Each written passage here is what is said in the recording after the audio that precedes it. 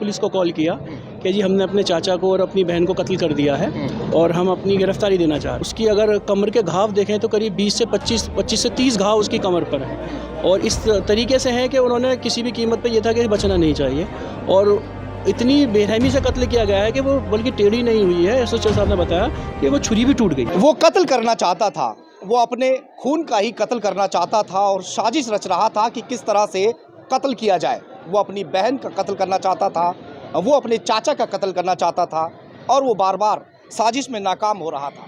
अपने पिता को शामिल करता है, मशवरा करता है कि किस तरह से इनका कत्ल किया जाए और दोनों उस वक्त मारे जाएं जब ये दोनों साथ में हों, क्योंकि वो शक करता था अपनी बहन पर, अपने चाचा पर कि ये दोनों के नाजायज़ रिश्ते हैं। और इसी शक के चलते वो अपने चाचा को बहाने से अपने घर पर बुलाता है, अपनी बहन से फ़ोन करा के। जब चाचा घर पर पहुंच जाता है उसके बाद में वो सबसे पहले तो उसमें मारपीट करनी शुरू करता है। बेरहमी के साथ में उसके साथ मारपीट की जाती है, अपनी बहन के साथ में मारपीट करता है, उसी की चुन्नी से उसके हाथ और पैर को बांध देते हैं। ये पिता और ये बेटा, ये दोनों ही इस कत्ल डबल मर्डर जैसी वारदात को अंजाम दे रहे थे। जो परिजन हैं वो हाथ और पैर जोड़ रहे थे कि मार पीट कर छोड़ दो, मगर उन्हें कत्ल करना था। और उसके बाद में लड़की के ही सामने वो बेरहमी के साथ में अपने चाचा का गला काट देता है और गला तब तक काटता रहता है कि जब तक जड़ तक गर्दन कट ना जाए। और गला काटा गया उस चाकू से, उस छुरी से जिससे वो फल का काम करते थे, फल काटने का काम करते थे।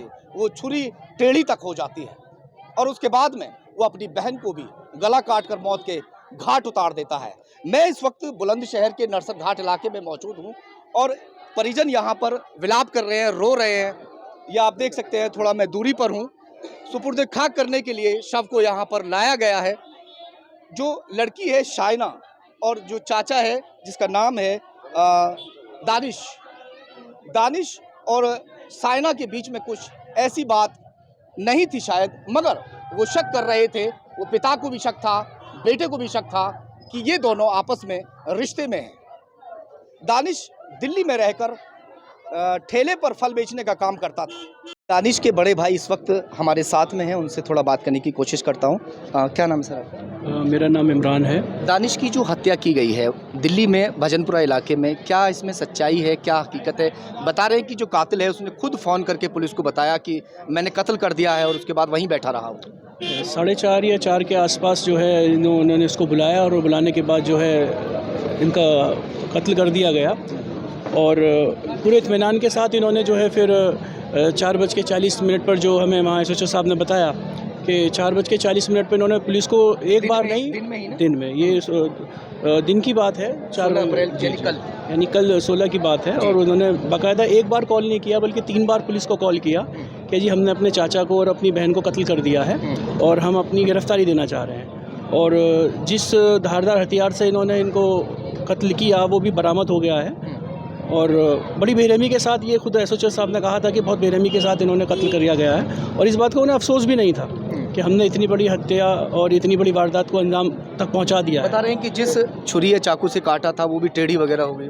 वो उसके एक्चुअली जिस बेरहमी से इन्होंने कत्ल किया है, क्योंकि जो दानिश है उसकी अगर कमर के घाव देखें तो करीब 20 से 30 घाव उसकी कमर पर है और इस तरीके से है कि उन्होंने किसी भी कीमत पर यह था कि बचना नहीं चाहिए और इतनी बेरहमी से कत्ल किया गया है कि वो बल्कि टेढ़ी नहीं हुई है। एसएचओ साहब ने बताया कि वो छुरी भी टूट गई है। छुरी टूट तक गई।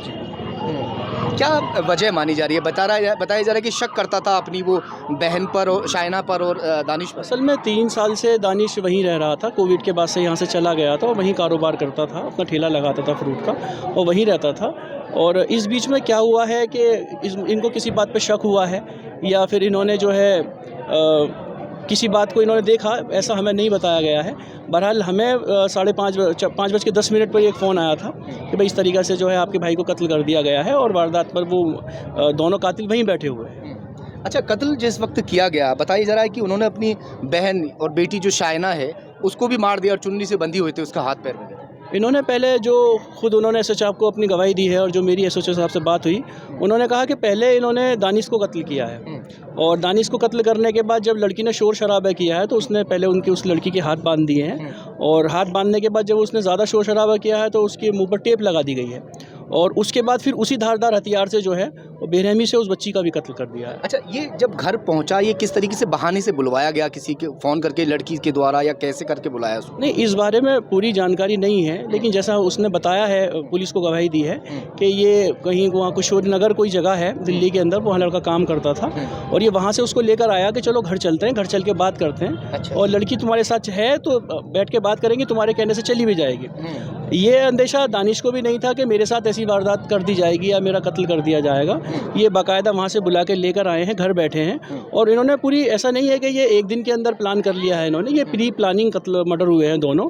और चूँकि ऐसा नहीं हुआ है कि इन्होंने चाकू पहले से तैयार करके रखा हुआ था या उन्होंने लड़की को मारना था, ये तो पहले प्लान थे, प्लानिंग के तहत ये लेकर आए, उसके बाद इन दोनों की हत्या कर दी उन्होंने। वो काफ़ी दिन से ये प्लान बना रहे थे, साजिश रच रहे थे कि किस तरह से हमें दानिश को कत्ल करना है और इस कत्ल की वारदात को अंजाम उस वक्त देंगे जिस वक्त लड़की वहाँ पर उसके सामने होगी।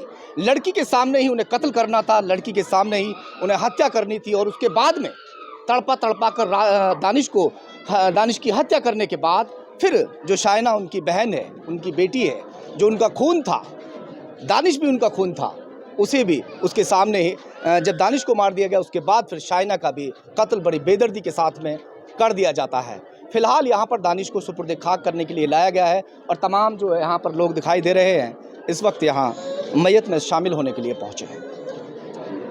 हाँ, देखिए कि वो कत्ल जैसी वारदात को अंजाम देते हैं, डबल कत्ल कर देते हैं और उसके बाद में फिर पुलिस को खुद से फ़ोन करते हैं कि हमने कत्ल कर दिया है, हमने अपने चाचा को मार दिया है, अपनी बहन को मार दिया है, आके हमें गिरफ्तार कर लीजिए। और जब तक पुलिस वहाँ मौके पर नहीं पहुँचती, वो वहीं पर जहाँ पर लाश रखी हुई थी, जहाँ पर कत्ल किया हुआ था, मौका वारदात पर वो लोग वहाँ पर बैठे रहते हैं। पुलिस ने आला कत्ल वहाँ पर दोनों को, बाप और बेटे को गिरफ्तार किया। फिलहाल दोनों को जेल भेज दिया गया है।